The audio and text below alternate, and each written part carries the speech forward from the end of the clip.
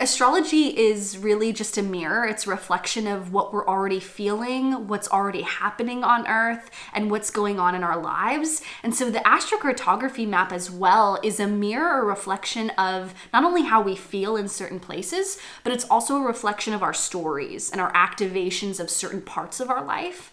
We also have a map of the world that is unique to our birth information and our birth data. And so we can pull up our map for free on a site like astro.com, and we can see our map of the world and see what are not only the energies of different parts of the world that are unique to us, but also the stories of different parts of the world. For example, you might feel a deep connection culturally to Italy, and you might have a really beautiful roots, culture, tradition line that's going right through there that is a reflection of what you already feel about that country.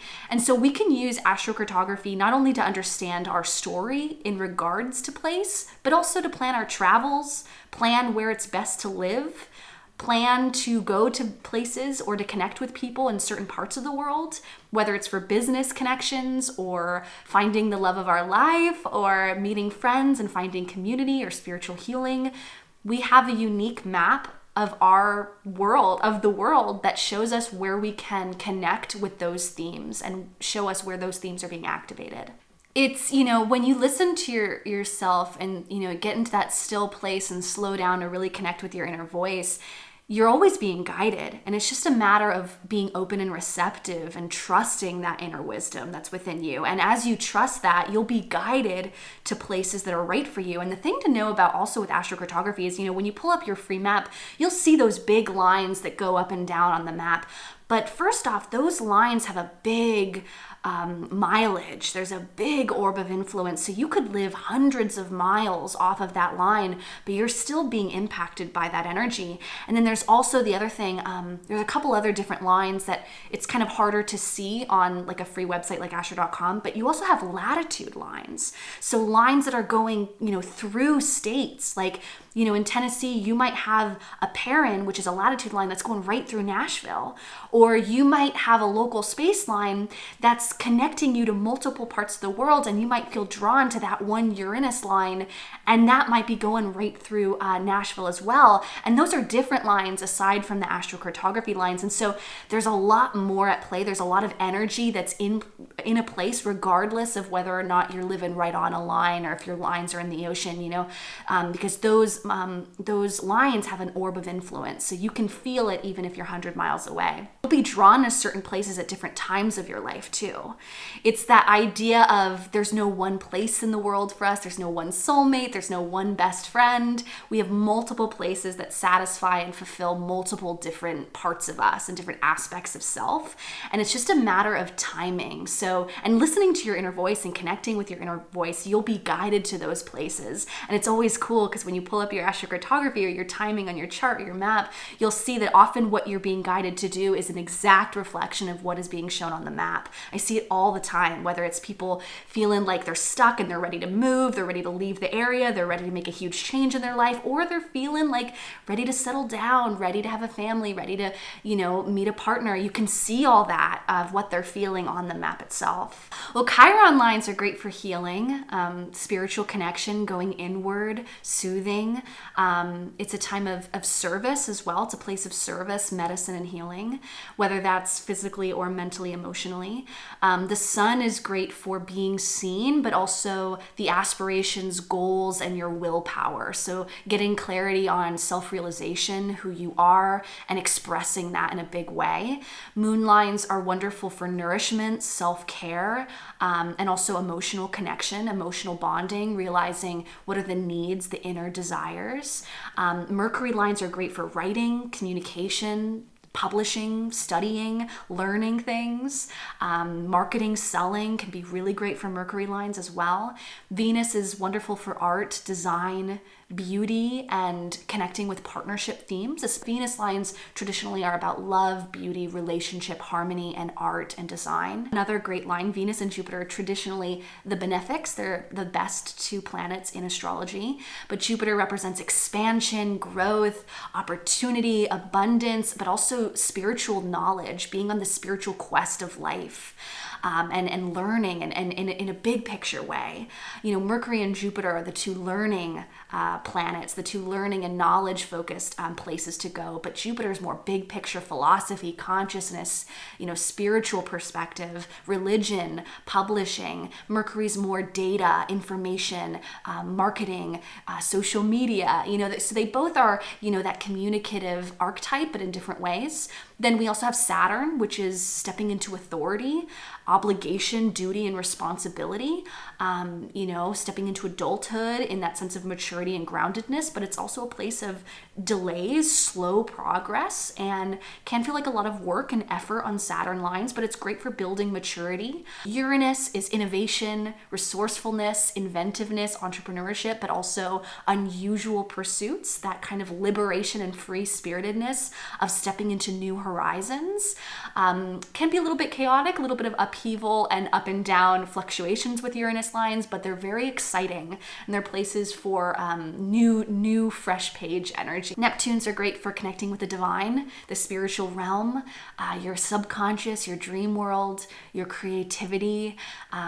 It's foggy, it's murky, it's often a place of nebulousness, but there is a sense of connecting with something peaceful and romanticizing your life. Pluto lines are about change, transformation, and stepping into an intense new beginning that really shakes up who you are. And then lastly was Mars, and Mars is all about leadership, initiative, and taking massive action and starting something new. Can be a little bit of a hot-tempered, anger-filled place on Mars lines, but they are really great for getting things going and initiating something. It all depends on the natal chart. Some people have amazing Mars in their chart. Like someone will have an amazing aspected Mars in the natal chart and they can love being on their Mars line and also be very successful and have a lot of amazing things happen to them.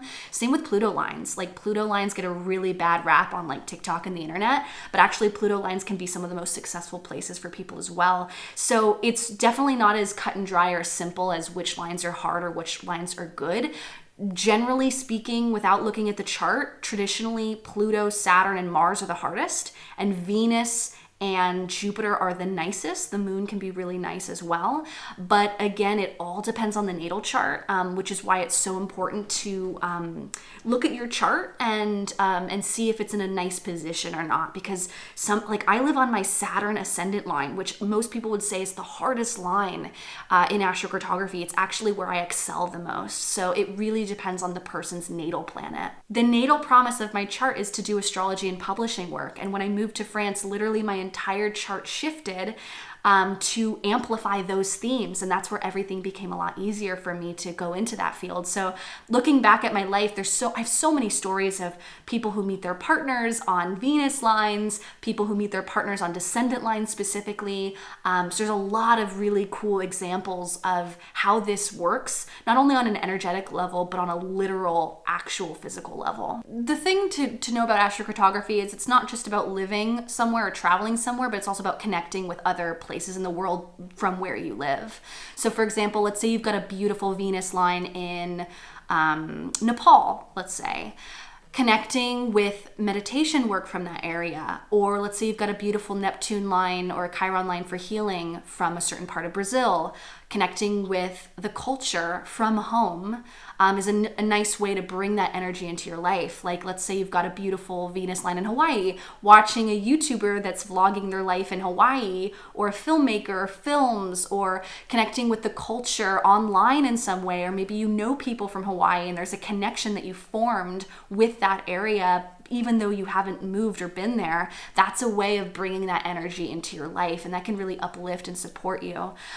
So you definitely don't have to move or travel, but rather the map is showing you the stories and connections to different parts of the world. So the thing about astrocartography is that it not only, it affects the quality of your life, and it affects how you feel is a big thing.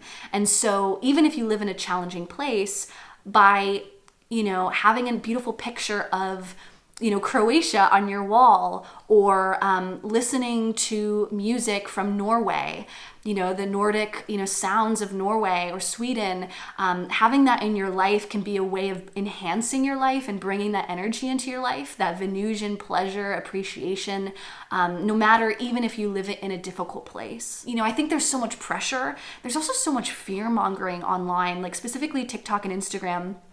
Because astrocartography has become so popular over the last few years, and because people want to move and travel, this has been an ongoing thing that's been, getting more and more popular, and it's going to continue to get more popular as we get into the coming years. But the thing is, people really worry about, like, am I in the right place, or is this bad? And the thing is, you are where you're meant to be.